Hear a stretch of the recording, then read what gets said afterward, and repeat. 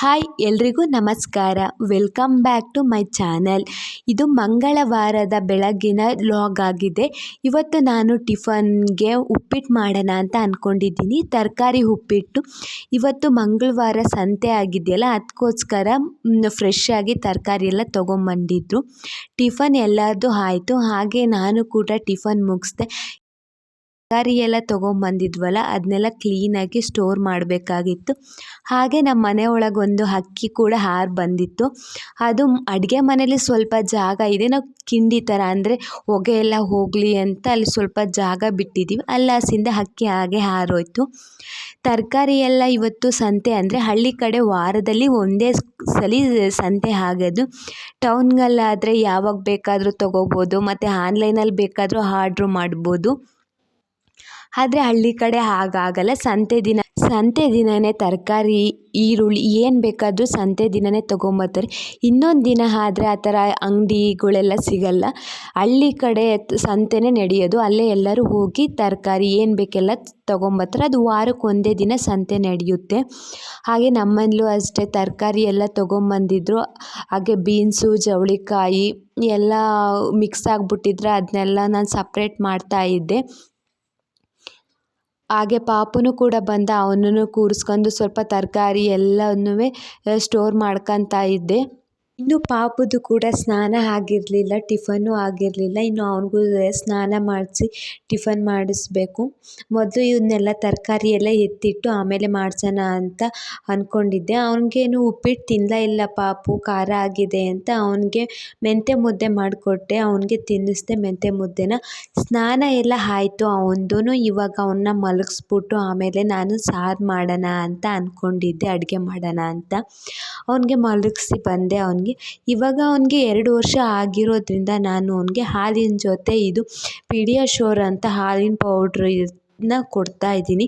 ಮುಂಚೆ ನಾನು ಅವನಿಗೆ 2 ವರ್ಷ ಆಗೋಕ್ಕಿಂತ ಆಗಿರಲಿಲ್ಲಲ್ಲ, ಆವಾಗ ನಾನು ಏನು ಅವನಿಗೆ ಕೊಡ್ತಾ ಇರಲಿಲ್ಲ. ಇವಾಗ 2 ವರ್ಷ ಆಯ್ತಲ್ಲ, ಹಾಲಿನ ಜೊತೆ ಮಿಕ್ಸ್ ಮಾಡಿ ಕೊಟ್ಟರೆ ಕುಡಿತಾನೆ. ನಾನಿವತ್ತು ಮಧ್ಯಾಹ್ನ ಊಟಕ್ಕೆ ಮೊಳಕೆ ಹುರುಳಿಕಾಳು ಸಾರು ಮಾಡ್ತಾ ಇದ್ದೀನಿ. ಹುರುಳಿಕಾಳನ್ನ ಮೊಳಕೆ ಕಟ್ಟಿದ್ದು, ಅದು ಮೊಳಕೆ ಬಂದಿದ್ದು. ಇವು ಮೊಳೆ ಹುರುಳಿಕಾಳು ಹುಳಿ ಮಾಡೋಣ ಅಂತ ಅಂದ್ಕೊಂಡಿದ್ವಿ.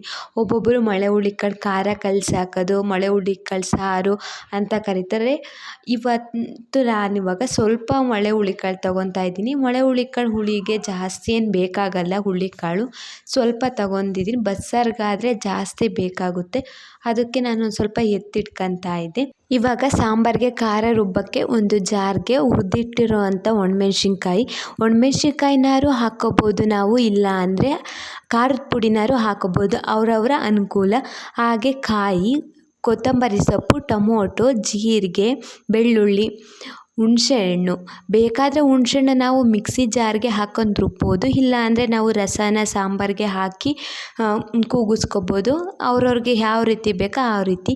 ಇವಾಗ ನಾನು ಮಿಕ್ಸಿ ಎಲ್ಲ ಮಾಡ್ಕೊಂಡಾಯಿತು. ಇವಾಗ ಕುಕ್ಕರ್ಗೆ ಒಗ್ಗರಣೆ ಹಾಕ್ತಿದ್ದೀನಿ. ಹುರುಳಿಕಾಳು ಸಾರು ಅಂದರೆ ತುಂಬ ಚೆನ್ನಾಗಿರುತ್ತೆ. ಅದು ಇನ್ನು 2 ದಿನ ಆದ್ರೂ ತುಂಬಾ ರುಚಿಯಾಗಿರುತ್ತೆ. ಕುದೀತಾ ಅದು ತುಂಬಾ ಟೇಸ್ಟ್ ಬರುತ್ತೆ.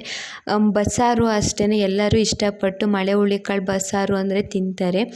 ಇವಾಗ ನಾನಿಲ್ಲಿ ಕುಕ್ಕರ್ಗೆ ಒಗ್ಗರಣೆ ಹಾಕ್ತಾಯಿದ್ದೀನಿ. ಅದಕ್ಕೆ ಸ್ವಲ್ಪ ಎಣ್ಣೆ ಬಿಟ್ಟು ಕರಿಬೇವು, ಜೀರಿಗೆ, ಸಾಸಿವೆ, ಹಾಗೆ ಕಟ್ ಮಾಡಿ ಇಟ್ಕೊಂಡಿರುವಂಥ ಈರುಳ್ಳಿ, ಒಂದು ಟೊಮೊಟೊನೂ ಕೂಡ ಒಗ್ಗರಣೆಗೆ ಹಾಕ್ತಾಯಿದ್ದೀನಿ. ಇವಾಗ ಇದು ಚೆನ್ನಾಗಿ ಮಾಗಿದ ಮೇಲೆ ರುಬ್ಬಿಟ್ಕೊಂಡಿರುವಂಥ ಖಾರನೂ ಸಹ ನಾನಿಲ್ಲಿ ಒಗ್ಗರಣೆಗೆ ಹಾಕ್ತೀನಿ.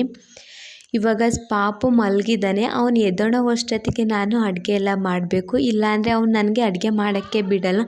ಇವಾಗ ಎದ್ದ ಕೂಡಲೇ ಹಠ ಮಾಡೋಕ್ಕೆ ಸ್ಟಾರ್ಟ್ ಮಾಡ್ತಾನೆ. ಇವಾಗ ಸ್ವಲ್ಪ ಖಾರ ಕುದ್ದು ಆಗಿದೆ ನೋಡಿ, ಅದು ಕುದಿಯೋವಷ್ಟೊತ್ತಿಗೆ ನಾವು ಮೊಳೆ ಹುರುಳಿಕಾಳು ಎತ್ತಿಟ್ಕೊಂಡಿದ್ವಲ್ಲ, ಅದನ್ನೂ ಅದರೊಳಕ್ಕೇ ಕುದಿಬೇಕಾದ್ರೆ ಹಾಕಬೇಕು.